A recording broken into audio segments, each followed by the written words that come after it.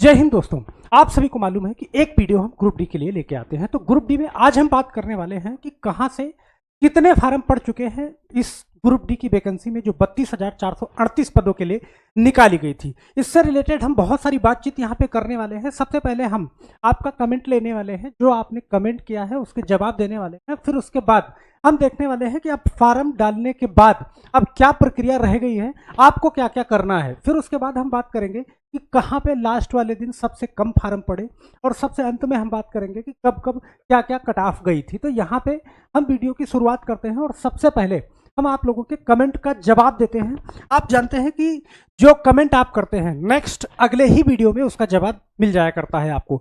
तो आपका भी अगर कोई सवाल है तो नीचे कमेंट बॉक्स में जरूर छोड़ सकते हैं, लगे हाथ अगली वीडियो में आपके सवालों का जवाब दे दिया जाता है। तो यहाँ पे सबसे पहले हम बात करते हैं, कुछ कमेंट लेते हैं। देखो सारे कमेंट लेना पॉसिबल नहीं है, लेकिन कुछ ऐसे कमेंट उठा लेते हैं कि जिनके जवाब दे सकें। यहाँ पे सर फार्म कब फार्म का डेट बढ़ेगी कि नहीं, तो भाई मैं आपसे बताना चाहूँगा कि फार्म की डेट अब बिल्कुल नहीं बढ़ेगी। जो बढ़ना था वो बढ़ चुकी है।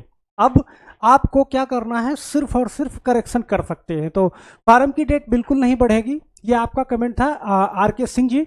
और निशा कुमारी का कमेंट है, ये बेरोजगारी कब तक रहेगी, एक सीट पर इतना मारामारी है। तो भाई एक सीट पर बहुत ज़्यादा इस बार रिकॉर्ड बनने वाला है। इंडिया में ऐसी कोई परीक्षा नहीं हुई थी कि एक सीट के लिए इतनी मारामारी होने वाली है। तो यहाँ पे वैकेंसी 1 लाख होने वाली है, राजू जी बोल रहे हैं। और कृष्णा गुप्ता बोल रहे हैं कि गुवाहाटी जोन से मैंने भरा है, तो आपका बहुत बहुत धन्यवाद।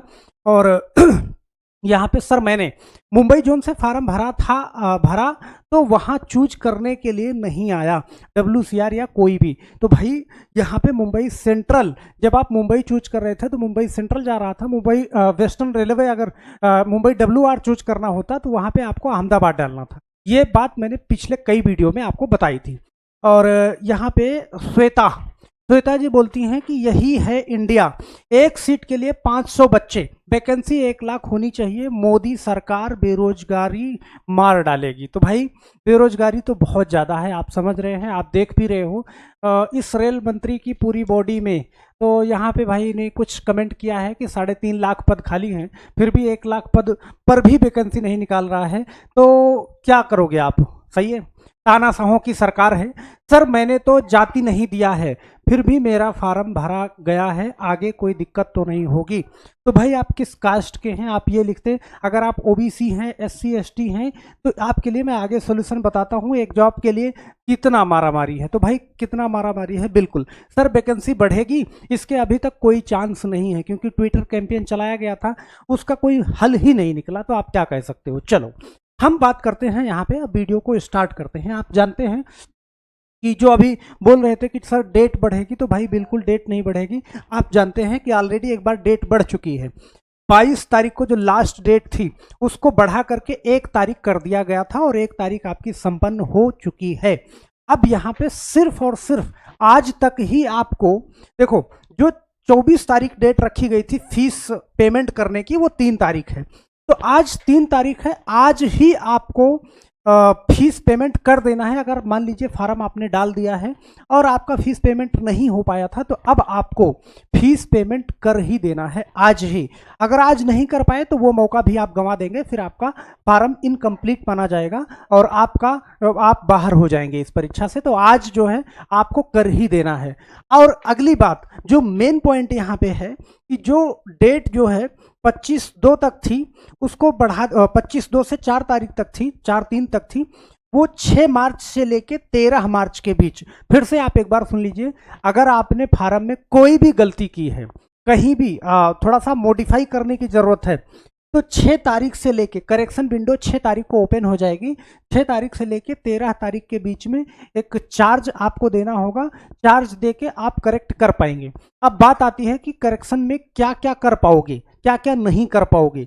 तो आप ईमेल आईडी नहीं बदल पाओगे, मोबाइल नंबर नहीं बदल पाओगे, अपना नाम नहीं बदल पाओगे। तो सर हम क्या बदल पाएंगे, वहाँ पे आपको क्या क्या चेंज करना है। जैसे आपने जाति प्रमाण पत्र दे दिया है, OBC सर्टिफिकेट या EWS सर्टिफिकेट दे दिया है, तो उस कंडीशन पे आपको क्या करना है कि अगर मान लीजिए वो गलत हो गया है तो वो आप करेक्ट कर सकते हैं, या फिर मार्कशीट का नंबर कोई गलत हो गया है तो वो आप करेक्ट कर सकते हैं, यहाँ पे आप जोन भी नहीं बदल पाओगे। तो आप करेक्शन के बाद वहाँ पे एक बार देख लीजिएगा कि क्या क्या आपको जो है कौन कौन सी विंडो खुल रही है, कौन कौन सा ऑप्शन दे रहा है करेक्ट करने के लिए। तो जैसे आपका मार्कशीट का नंबर अगर गड़बड़ हो गया है तो वो आप चेंज कर सकते हैं, जाति प्रमाण पत्र का नंबर चेंज हो गया है तो वो आप चेंज कर सकते हैं। तो ये सारी चीज़ें हैं, उसमें कई चीज़ें हैं, कई चीज़ें मॉडिफाई हैं। अब 6 तारीख को जैसे ही ये विंडो खुलेगा पूरी की पूरी क्लियरिटी हम आपके सामने ला के दे देंगे कि क्या क्या आप बदल पाओगे।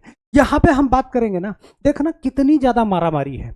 आप ये जो देख रहे हो ना, एक सीट पर कितना कंपटीशन है, तो एक आरटीआई के माध्यम से आप ये देख पाओगे कि 58 लाख फार्म, 58,40,861 फार्म डाले गए थे एनटीपीसी में, और 8100 महज 8113 पोस्टों के लिए। तो आपके दिमाग में एक घंटी बजेगी, सही है, सिर्फ 8100 8000 पोस्ट के लिए यहाँ पे आपके 58 लाख फार्म डाले गए हैं, वो भी ग्रेजुएट लेवल का, सही है।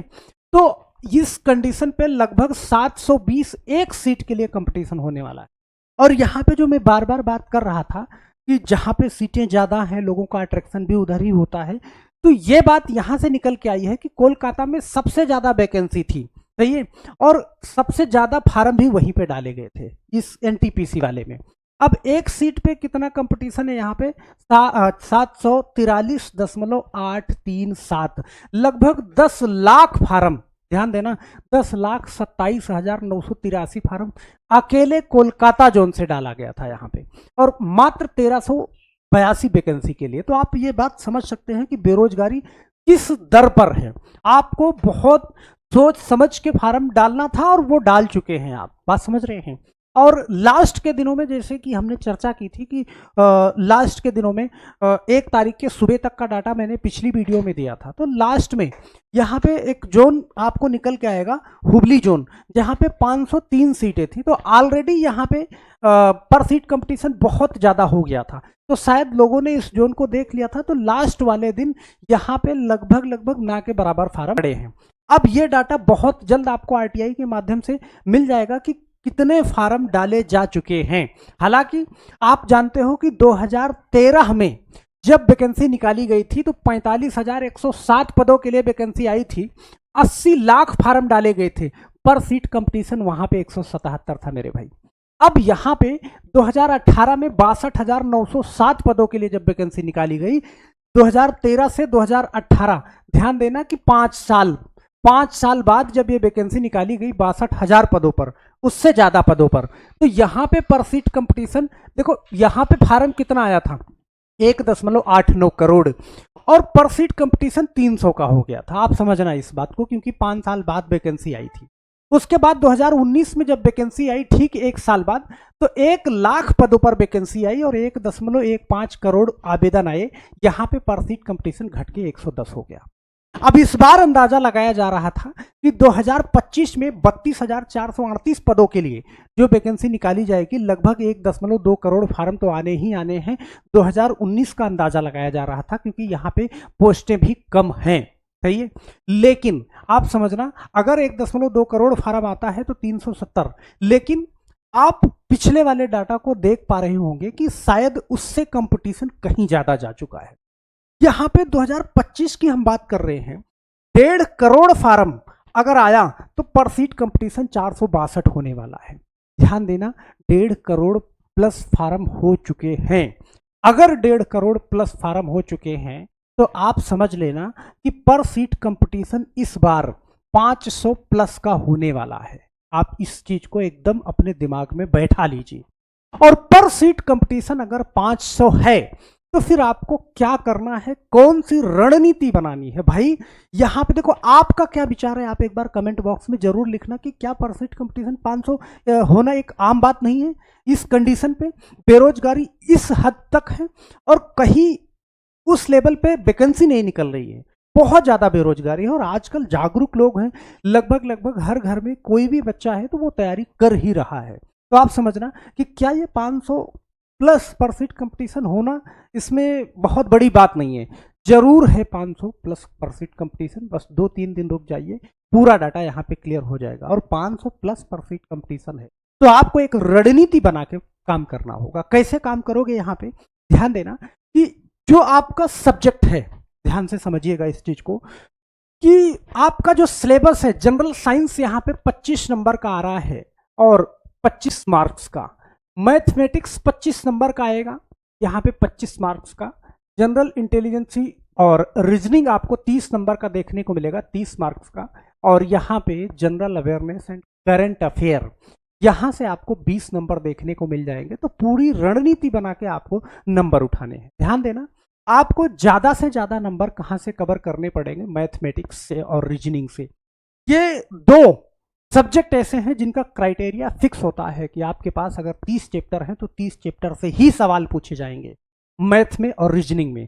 तो मैथ में रीजनिंग में ज़्यादा से ज़्यादा अगर नंबर आप ला लोगे तो फिर यहाँ का दबाव कम हो जाएगा, और यहाँ पे आपके पास 3 सब्जेक्ट मिल जाएंगे, सही है, फिजिक्स केमिस्ट्री बायो। तो जनरल साइंस से उतना नंबर नहीं ला पाओगे जितना आप मैथ में और रीजनिंग में ला लोगे। बात समझ रहे हैं? तो आपको टारगेट करना पड़ेगा इन दोनों सब्जेक्ट को। ओके, अब हम बात करेंगे जनरल अवेयरनेस की। तो यहाँ से भैया कितना भी पढ़ लो, सही है। मान लीजिए यहाँ से मैथमेटिक्स और यहाँ से टोटल जोड़ के 55 नंबर हो रहा है, तो 55 में आप 45 अगर ला लेते हैं, ध्यान देना, 55 में मैथमेटिक्स और रीजनिंग में 45 नंबर ला लेते हैं। अगर यहाँ से 20 नंबर आपने बहुत मेहनत करी तो 20 नंबर यहाँ से उठा लेंगे, और यहाँ से 20 में से 8 नंबर तो ला ही लेंगे। तो 8 5 13, यहाँ पे 4 2 6 और 1 7, आप हर जगह की कट ऑफ को क्रॉस कर रहे होंगे। एक बहुत सिंपल मैंने बताया, असंभव सी बात नहीं है, और इतना आपको लाना पड़ेगा। तो मेरे दोस्त, ये सारी की सारी रणनीति के साथ में या इस चैनल पे जो आपको क्लासेस मिलने वाली हैं वो डेली की डेली मिलने वाली हैं, लेकिन एक टारगेट बना के 30 चैप्टर है ना, 30 से 35 दिनों में पूरा खत्म करने की कोशिश करेंगे। और एग्जाम की बात करें तो ये एग्जाम आपको कितना वक्त दे रहा है, सबसे बड़ा सवाल कि एग्जाम आखिर ग्रुप डी का कब होगा। तो मैं आपको बताऊं कि मार्च 1 तारीख, आज मार्च 3 तारीख है, पूरा महीना आपको मार्च मिलने वाला है। ध्यान देना, पूरा महीना मार्च मिलेगा, पूरा महीना आपको अप्रैल मिलेगा। इस चीज को बहुत ध्यान से समझना, मार्च अप्रैल पूरा महीना आपको मई मिलने वाला है, और पूरा महीना आपको जून मिलने वाला है। ये बिल्कुल सेफ वाली कंडीशन में आपको बता रहा हूं। जुलाई तो आपको मिलना ही मिलना है, बात समझ रहे हैं, लेकिन 4 महीना आपको यहाँ पे मिलने वाला है। और 4 महीने में मेरे भाई कितना भी सिलेबस है, अगर आप लग के तैयारी करोगे तो आप इसको जीरो कर दोगे। 4 महीना, ये इसी 4 महीने में आपको पूरा का पूरा सिलेबस कंप्लीट करना है। आपके अंदर इच्छा भी नहीं होनी चाहिए कि इससे ज्यादा मुझे टाइम लगे। अगर इससे ज्यादा टाइम आप ये सोच रहे हैं कि इससे ज्यादा टाइम मुझे चाहिए, तो फिर आप ये परीक्षा नहीं निकाल पाओगे, ध्यान रख लें। क्यों? क्योंकि इतने टाइम में ही आपको करना है। क्योंकि लोग देखो, जुलाई अगस्त सितंबर तक लोग बता रहे हैं, हम बात करें कि क्या जुलाई भी मुझे टाइम है, अगस्त भी मुझे टाइम है, सितंबर भी मुझे टाइम है, तो ऐसा कुछ नहीं है। रेलवे ने जब से कैलेंडर जारी किया है वो हर काम अपने बिल्कुल शेड्यूल से करवाने की कोशिश करेगा। कुंभ के चलते यहाँ पे कुछ देरी आपको देखने को मिलेगी, तो अपनी तैयारी आप मेंटेन करके रखो। भले आपको अगर जुलाई अगस्त सितंबर फिर से टाइम मिल जाता है अगस्त तक का, देखो सितंबर तो नहीं जाएगा, इस बात को आप मान के चलिए। अगर अगस्त तक का टाइम आपको मिल जाता है तो ये समझ लीजिए ये हमारा रिवीजन हो जाएगा, ये हमारे लिए बोनस हो जाएगा। तो हम आशा करते हैं मेरे दोस्त कि आप अगर नए हैं तो इस चैनल को जरूर सब्सक्राइब कर लीजिएगा, क्योंकि एक एक वीडियो में पूरा कंप्लीट चैप्टर देने वाले हैं। इधर आपको वो चीज मिलने वाली है कि आप पैसे से भी नहीं कर पाओगे, बात समझ रहे हैं। तो यहाँ पे पूरी की पूरी जी जान लगा देंगे। तो आप समझना, अगर चैनल पे नए हैं मेरे दोस्त तो चैनल को सब्सक्राइब जरूर कर लीजिएगा, और जाते जाते वीडियो को लाइक जरूर कर दीजिएगा। हम आशा करते हैं आपका क्या विचार है सिर्फ इस बात पे, आप हमारी बातों से सहमत हैं? क्या आपको पूरी रणनीति बना के काम करना है? इस बार 500 प्लस पर सीट कंपटीशन जाने वाला है या नहीं जाने वाला है? क्या आप लापरवाही से पढ़ पाएंगे? बिल्कुल नहीं पढ़ पाएंगे। इस चीज को आप अपने दिमाग में घुसा लीजिएगा, और हम आशा करते हैं ये वीडियो आपको बहुत अच्छी लगी होगी। अगली वीडियो में हम विशेष जानकारी आपके लिए लेके आए। तब तक के लिए आप सभी लोगों का बहुत बहुत धन्यवाद मेरे भाई। फिर मिलते हैं नेक्स्ट वीडियो में। आपके मन में अगर कोई भी सवाल है तो नीचे कमेंट बॉक्स में जरूर डाल दीजिए, क्योंकि अगली वीडियो में हम उसका ऑनलाइन अगली वीडियो में आपका कमेंट लेके और उसका जवाब दे दिया। तो बस आज के लिए सिर्फ इतना ही, मिलते हैं नेक्स्ट वीडियो में। तब तक के लिए आप सभी लोगों का बहुत बहुत धन्यवाद। जय हिंद।